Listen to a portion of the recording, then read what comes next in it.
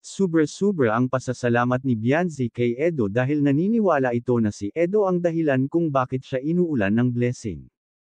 Bago ko ipagpatuloy ang maiksing reaction video na ito, hiling ko lang na patapusin ang panunood nito para malaman ang nilalaman nito, at kung bago ka pa lang sa munting channel na ito, paki-subscribe para lagi kang updated sa video ng mga kalingap.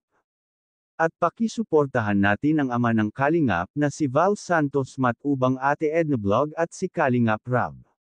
Isang mapagpalang araw sa inyong lahat mga kalingap, at shoutout nga pala sa patuloy na sumusuporta sa aking YouTube channel, lalong-lalo na sa mga viewers natin na walang sawang nanunood at sumusuporta. Maraming salamat.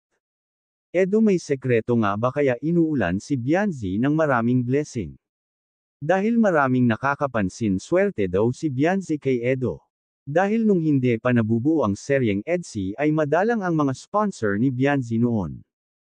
Hindi katulad ngayon na talagang trending sila ngayon at hinahanap-hanap ng viewers ang serye ng EDSI.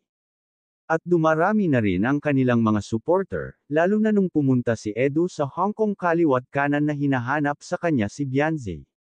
Mga supporter nila sa Hong Kong gustong ma-meet si Bianzi ng personal.